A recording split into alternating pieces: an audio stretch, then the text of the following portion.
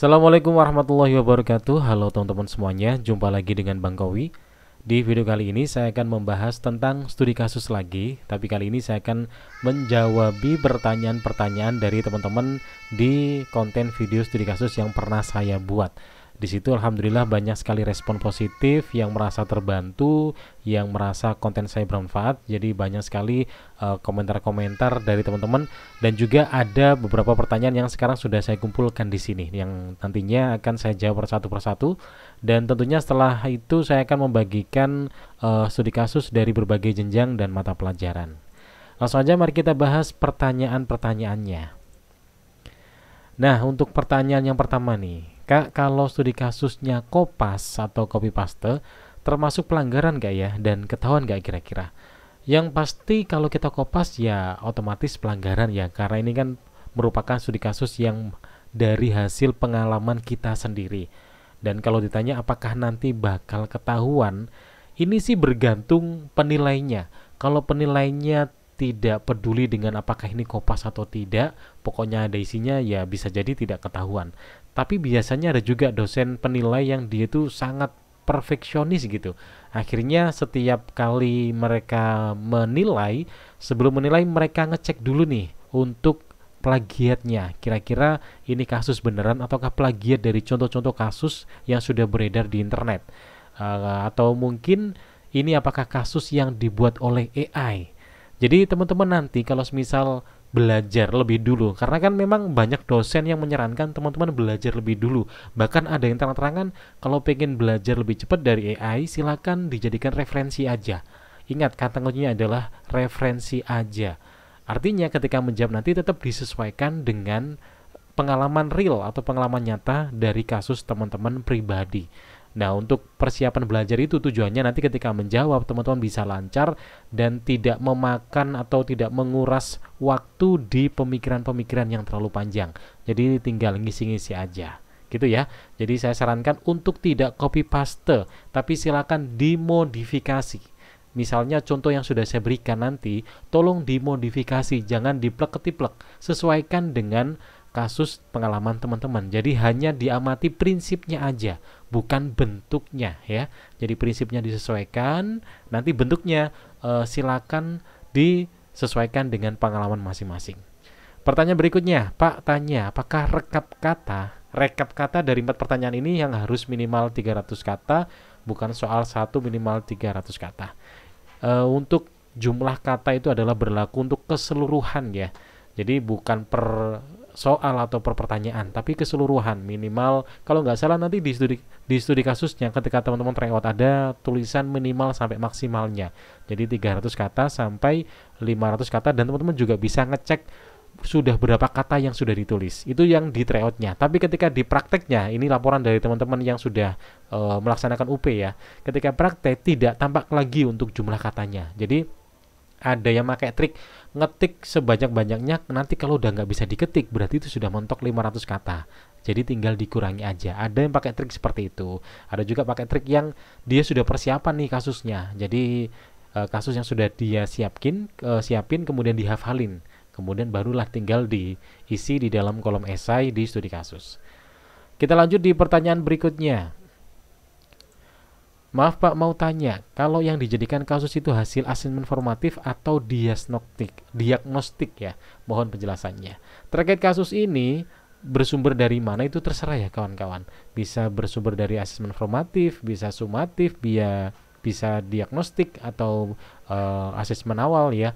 Terserah, yang penting teman-teman mengalami sebuah kasus yang mana teman-teman harus memberikan sebuah solusi, sehingga nanti dari solusi itu akan membuahkan sebuah hasil yang positif. Otomatis hasilnya adalah hasil berupa perbaikan, dan teman-teman mendapatkan sebuah pengalaman atau pembelajaran yang berharga dari sebuah peristiwa yang telah dialami. Jadi ini terserah ya, mau formatif oke, mau diagnostik juga monggo, silakan.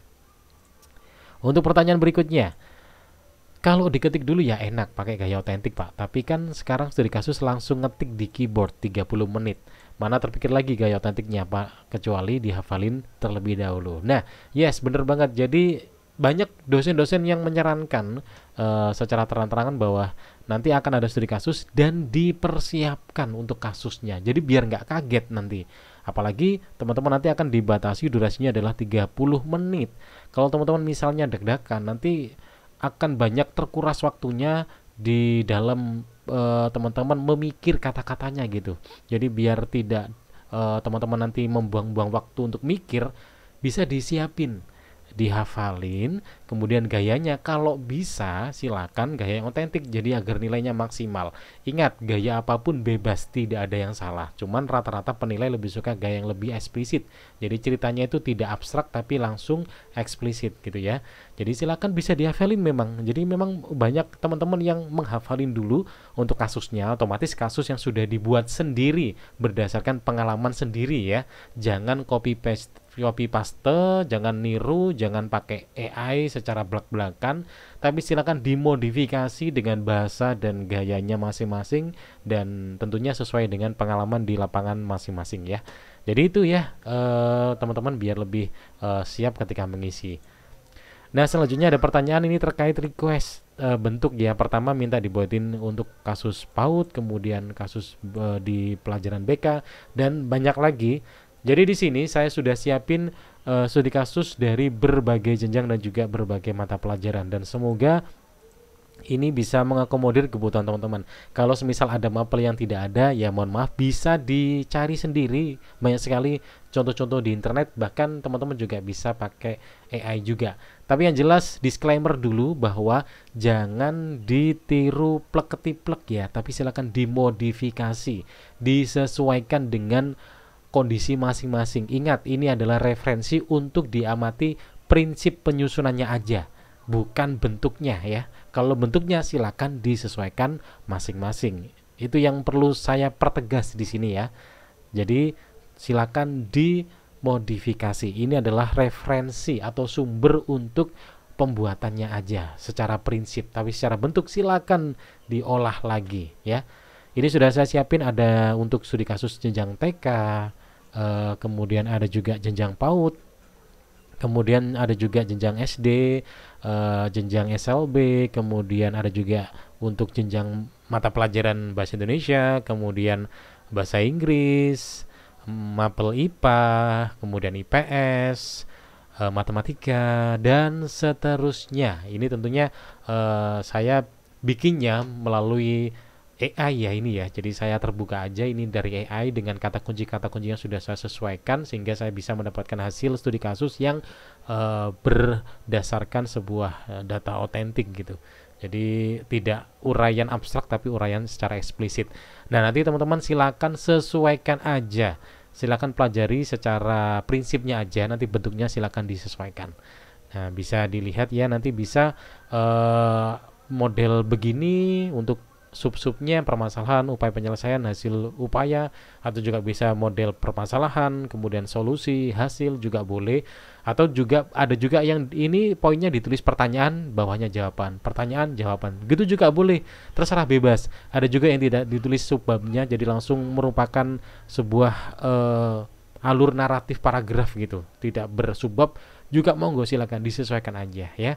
Nah, ini akan saya bagikan, untuk linknya bisa dicek di kolom deskripsi ya untuk di download, dan semoga ini bisa bermanfaat dan membantu teman-teman semuanya.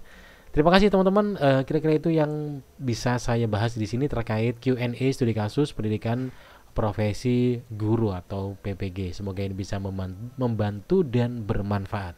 Terima kasih. Kalau ada pertanyaan silahkan ditanyakan di kolom komentar dan kita jumpa lagi di video berikutnya. Assalamualaikum warahmatullahi wabarakatuh, sampai jumpa.